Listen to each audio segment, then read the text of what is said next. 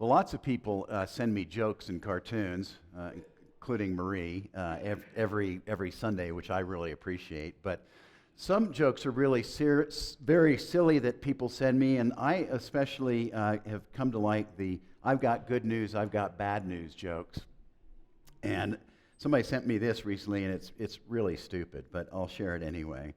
There was a woman who was waiting at the airport for her husband to return from a skydiving lesson. And the pilot of the plane went into the terminal and found the woman and said to her about her husband, "I have some bad news, some good news, some more bad news, and some more good news." "Well, what is it?" she asked. "Well, the bad news is your husband fell out of the plane. The good news is he had his parachute on. The bad news is that he hit the ground before his chute could open. The good news is that the plane had not taken off and we were still on the runway."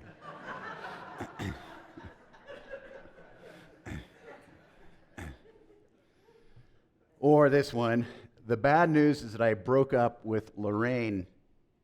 She found out I was seeing Claire Lee. The good news is I can see clearly now that Lorraine is gone." God. That's really dumb, sorry. Well, good news, bad news jokes come to my mind because we live in a good news, bad news world, don't we? And a lot of the bad news is anything but funny. And the bad news is that there's a lot of bad stuff happening in what feels like a lot of darkness out there. And as I said last week, as I began this short two-part sermon series, I'm not going to list the examples of bad stuff and darkness because we're all too familiar with what I'm talking about. But although we're surrounded by darkness, and there is a lot of darkness, and that's bad news, there is some very, very, very good news. And that good news is that you and I are anything but helpless. We're not helpless. We can do a lot about the dark stuff if we keep focused. Well, this week I conclude a two-part series I began last week on how we can show up as people and spread God's light and spread God's love in the midst of all the darkness around us.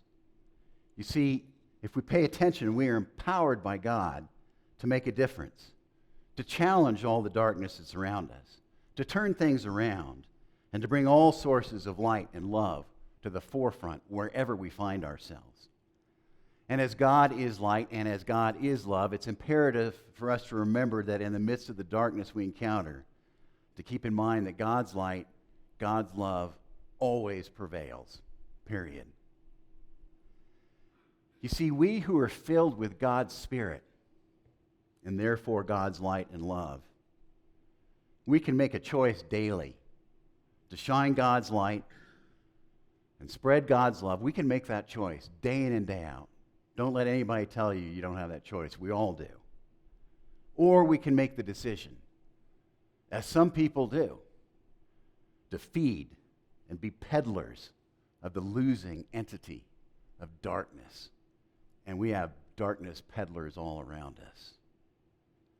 Should we choose to spread light and love, we will find ourselves infused with energy from God to make a difference for good. And to do so, we need to stay connected to and grounded in God. To shine God's light and love, we need to continue to plug into God's power, if you will. You may remember last week that I shared that King David of Israel, by the way, he was a shepherd before he was king. He was an astonishing leader. He unified the country of Israel. He brought in a long period of peace and social justice, and he led with great wisdom. We might even say he spread the light of God around him. And he did this even though his life was extraordinarily difficult and painful at times. But despite his heartaches and his sometimes massive blunders, he was a light spreader because he remained so connected and plugged into God. Now, as I said, David was a shepherd. And one way that he stayed focused and connected and plugged into God was to keep, I believe, the words of Psalm 23 front and center in his life. Many people think that David wrote the 23rd Psalm during a very difficult period of his life when he was being attacked from all fronts. You see, the words of the psalm that he wrote, inspired by God, grounded him, kept him centered, and enabled him to do all that he did and to be a light spreader, not a darkness peddler. And I believe, as I said last week and will continue this week, Psalm 23, if we digest it, focus on it, plug into it, eat it, embrace it, that it'll help us to plug into God and spread God's light and be love spreaders, not darkness peddlers. Well, last week, using a variety of sources, we began exploring Psalm 23 and how David plugged into each verse as a way of staying connected to God, which enabled him to do all that he did. And here's what we've covered thus far in Psalm 23.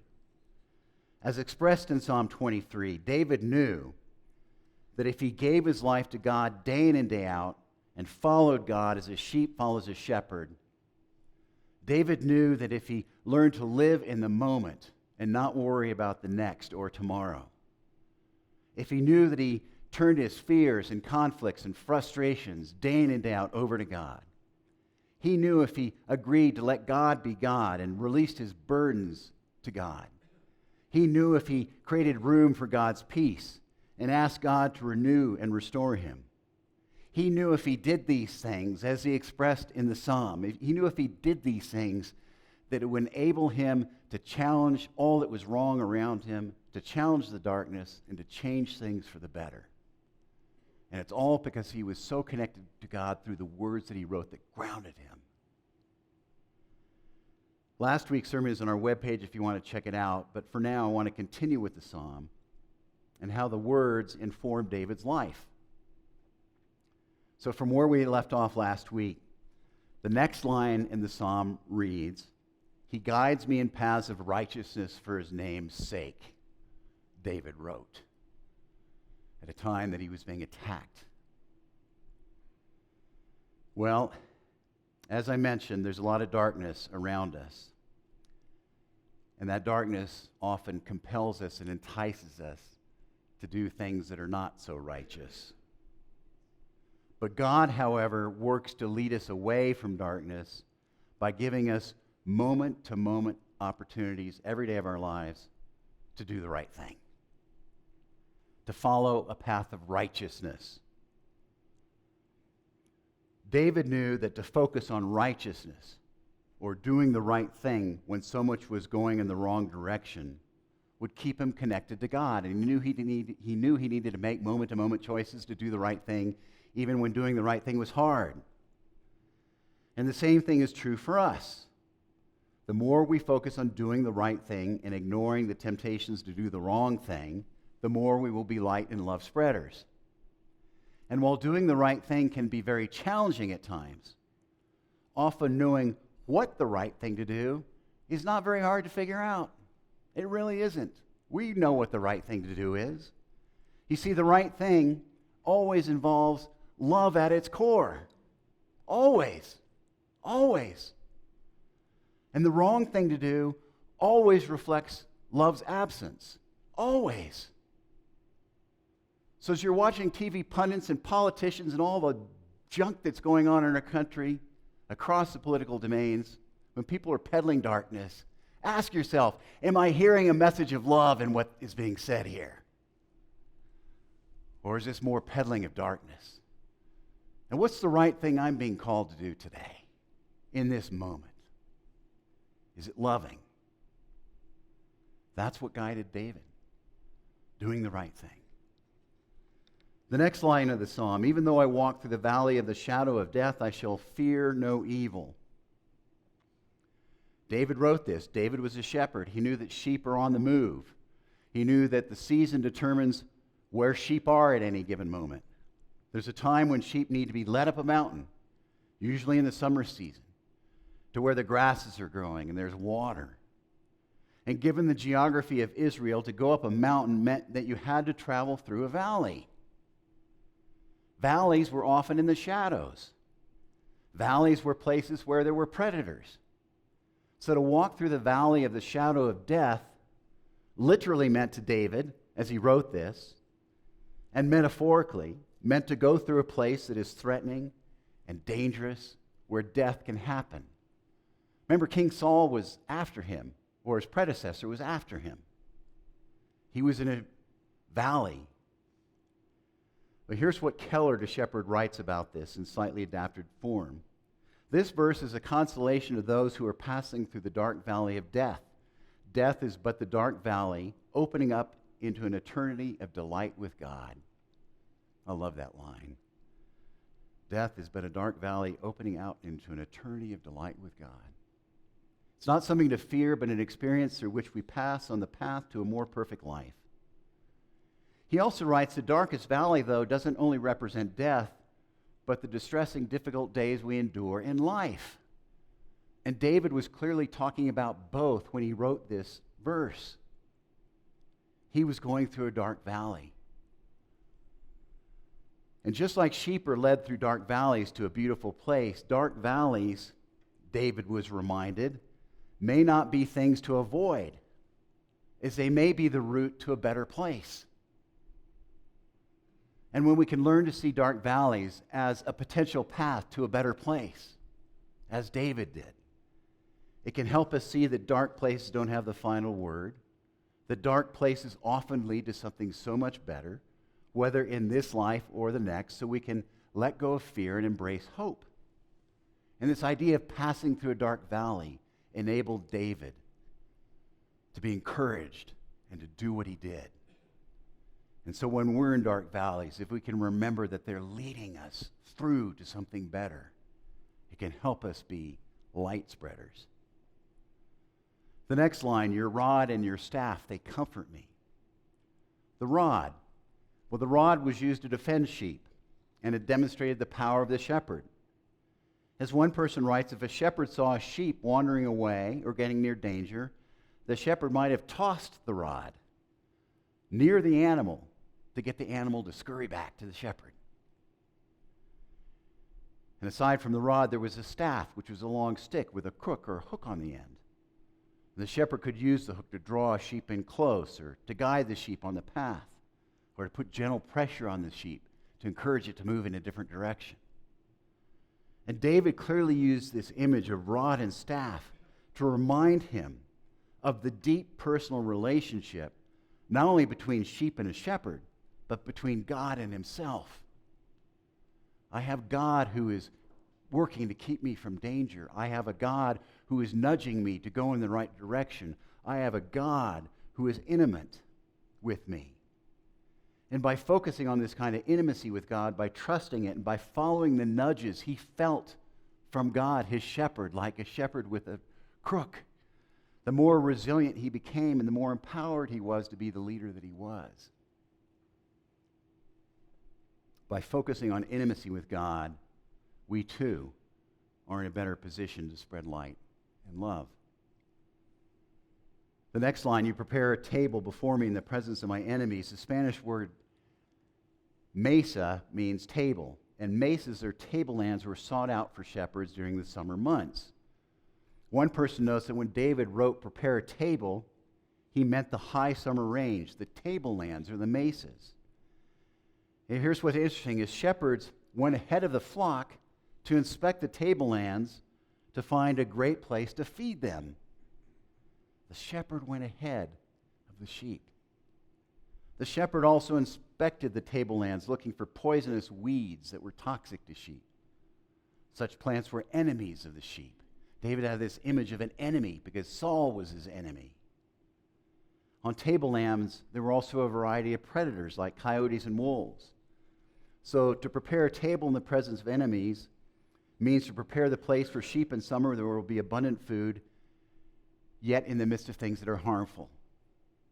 This image helped David to remind himself there's abundance even though there's harm around me.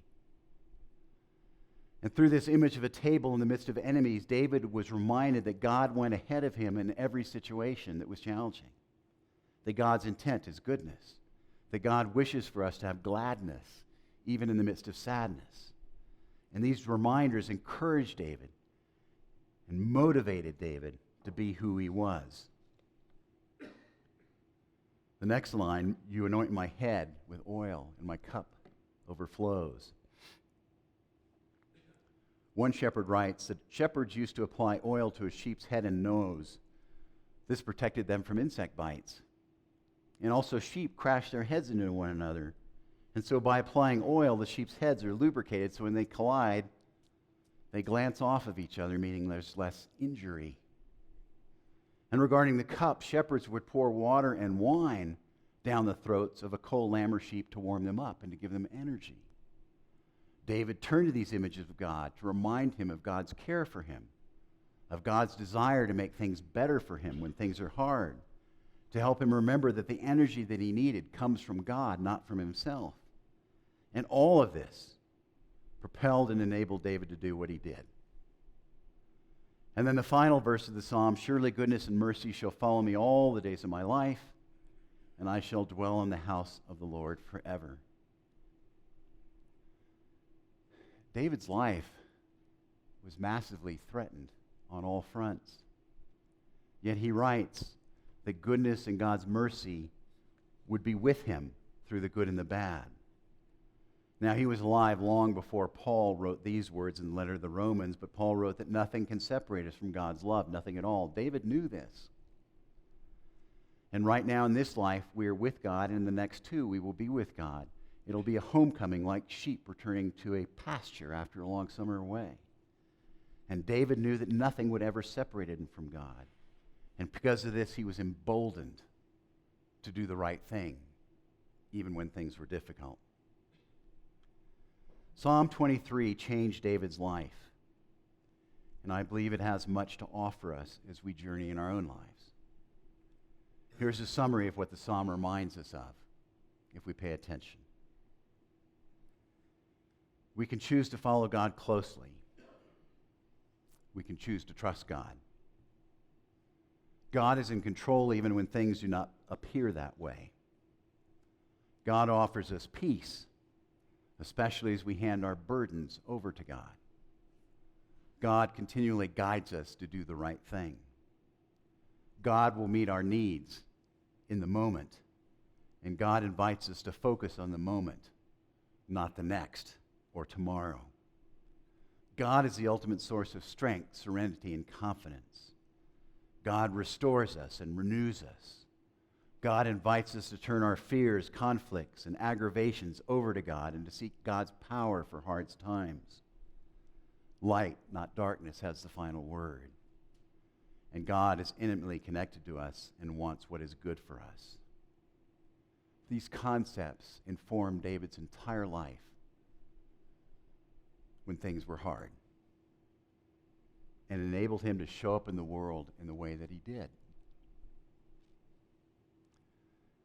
So, I want to close with this morning. Again, just to restate, there's darkness all around us. Don't feed it. Let's not peddle it. Turn all the news off. We don't need to participate in the darkness. Instead, we can live as children of light and spread God's love everywhere.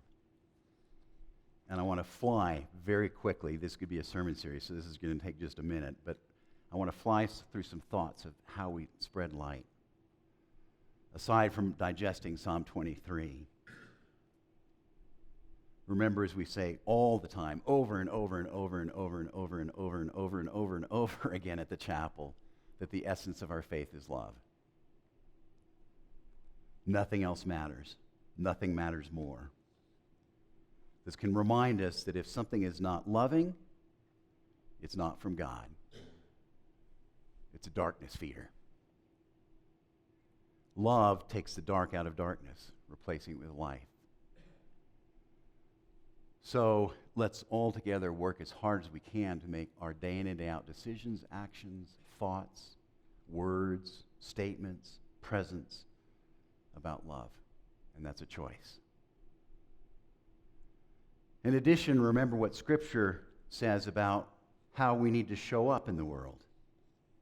This is what we find in Scripture. Two short little statements from two different places. Scripture says if we want to basically be light spreaders, focus on whatever is just, whatever is true, whatever is pure and honorable, pleasing, commendable.